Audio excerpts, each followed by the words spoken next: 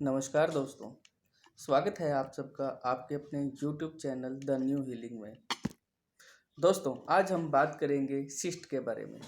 Cyst क्या होता है?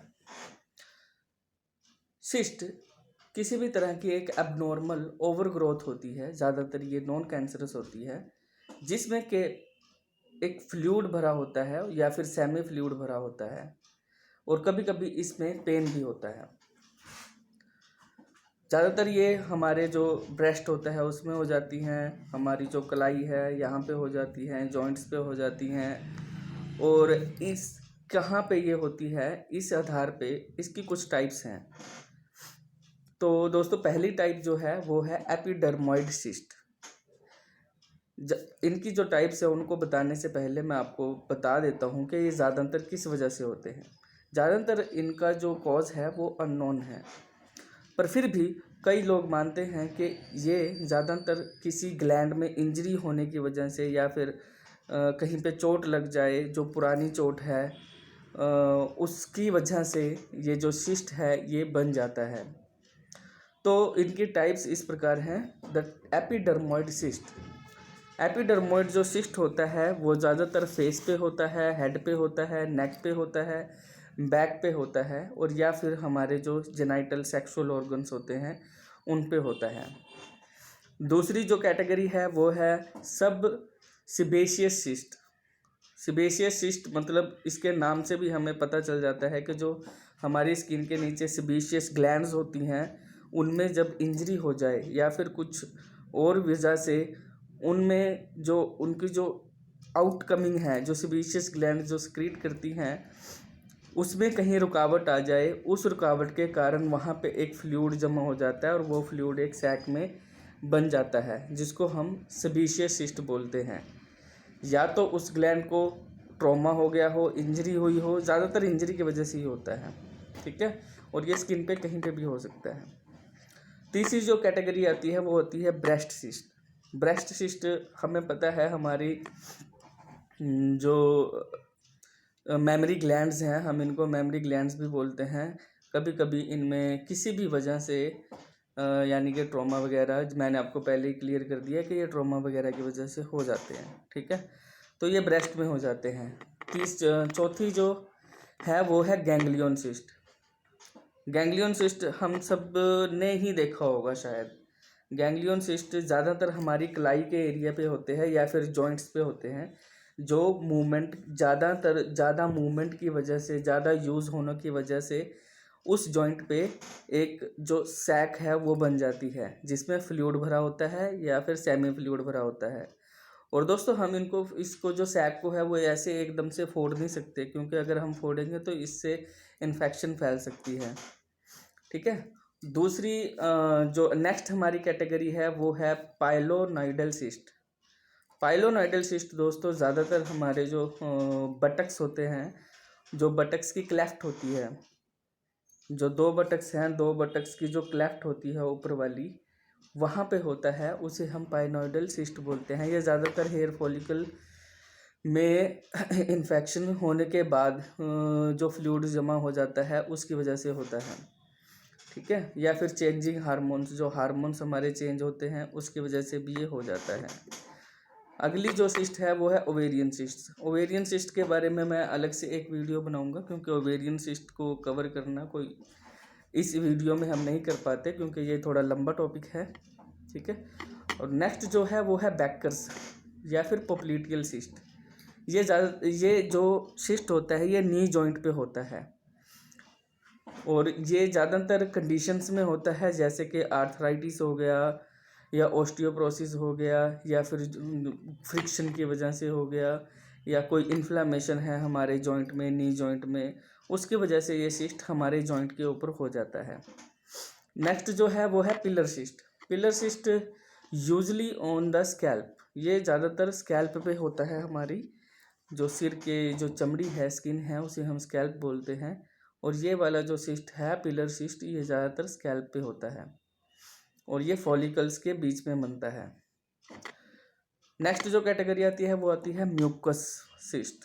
म्यूकस सिस्ट, ये जो म्यूकस मेम्ब्रेन है हमारे जो अंदर ये जो मेम्ब्रेन होती है, हमारे जो ओपनिंग्स हैं या फिर हमारा जो भोजन नली है, उसकी जो कवरिंग होती है ऊपर की, वो म्यूकस सिक्रीट करती है, जिसको हम म्यूकस बोलते हैं, म्यूकस मेम्ब्रेन।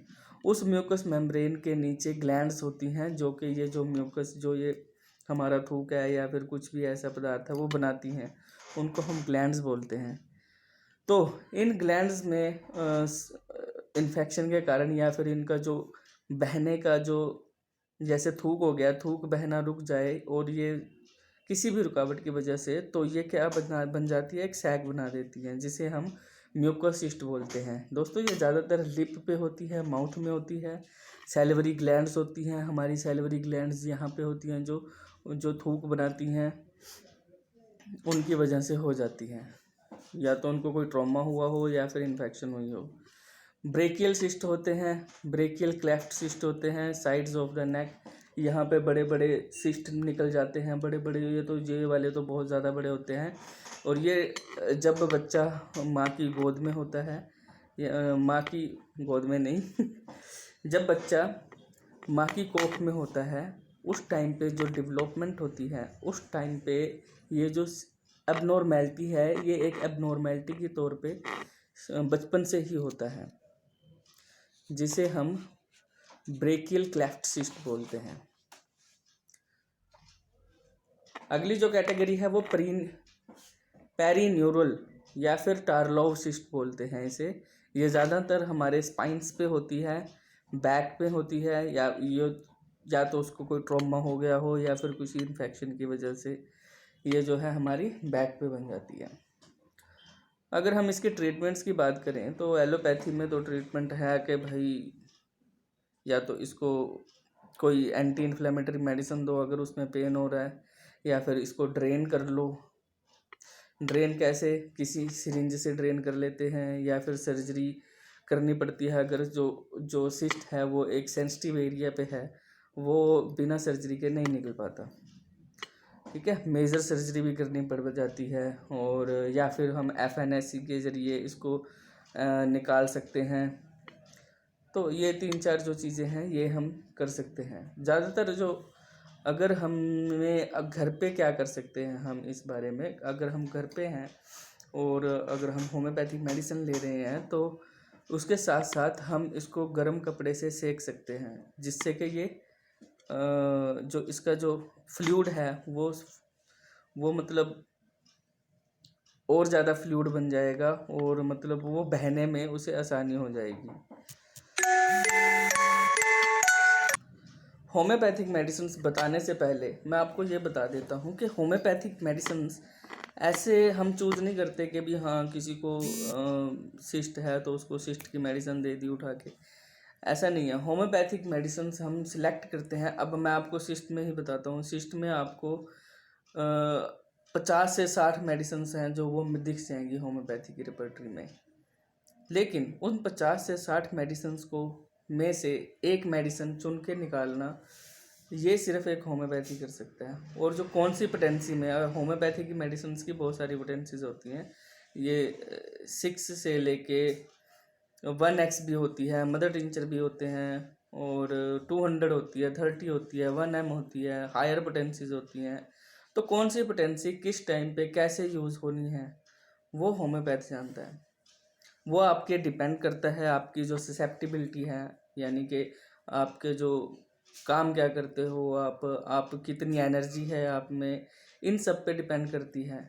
और बिना पोटेंसी सिलेक्ट किए मेडिसिन, होम्योपैथी ज़्यादातर फेल इसीलिए होती है क्योंकि हम सही पोटेंसी नहीं सिलेक्ट करते। तो इसलिए कोई भी होम्योपैथिक मेडिसिन लेने से पहले आप अपने नज़दीकी होम्योपैथ से ज़रूर कंसल्ट करें। तो सबसे पहले ये जो सिस्ट ठीक करना है कोई आसान बात है बिल्कुल। कोई इतनी बड़ी बात नहीं है कि हाँ सिस्ट ठीक नहीं हो सकती। होम्योपैथिक मेडिसिन अगर करेक्ट पोटेंसी दी जाए और करेक्ट मेडिसिन सेलेक्ट की जाए तो बड़े आसानी से ये ठीक हो जाते हैं। तो ज़्यादातर होम्योपैथी में हम जो यूज़ करते हैं मेडिसिन्स, वो ये तो सलीशिया हो गई। सलीशिया एक ऐसी मेडिसिन है दोस्तों कि वो चाहे आपके कहीं पे भी जहाँ पे मतलब सर्जन का नाइफ भी नहीं पहुँच सकता, अगर उस एरिया में भी सिस्ट है आपको, तो ये मेडिसिन वहाँ से भी उस सिस्ट को ठीक कर सकती है।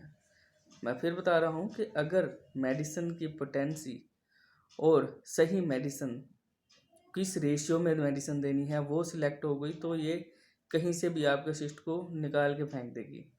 दूसरी मेडिसिन है ब्राइटाकार। ब्राइटाकार मेडिसिन हम देते हैं ज़्यादातर जब हमारे यहाँ पे सैलिवरी ग्लैंड्स में सिस्ट बन जाते हैं या फिर कहीं और स्किन पे सिस्ट बन जाते हैं, तब हम ब्राइटाकार यूज़ करते हैं। और ब्राइटाकार के जो पेशेंट्स होते हैं वो थोड़े से ग्रोथ उनकी रुक जाती है।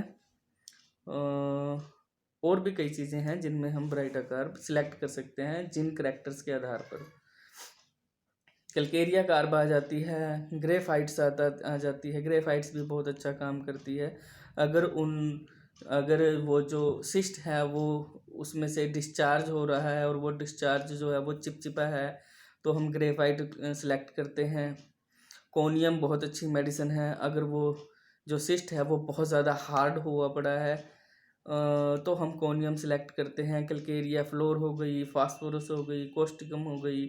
ऐसे करके दोस्तों होम्योपैथी में बहुत सारी मेडिसिन्स हैं जिनको हम सिस्ट के लिए यूज़ कर सकते हैं। पर जो बेस्ट मेडिसिन्स जो ज़्यादातर सिलेक्ट होती है वो ये 7-5-6 मेडिसिन 7-8 मेडिसिन्स हैं जो ज़्यादातर सिलेक्ट होती हैं। तो दोस्तों अगर आप अपना सिस्ट पूरी तरह से ठीक करना चाहते हैं विदाउट एनी सर्जरी, तो ज़रूर अपने पास के नज़दीकी होम्योपैथ को कंसल्ट करें ताकि इस प्रॉब्लम से आप जड़ से छुटकारा पा सकें। Thank you.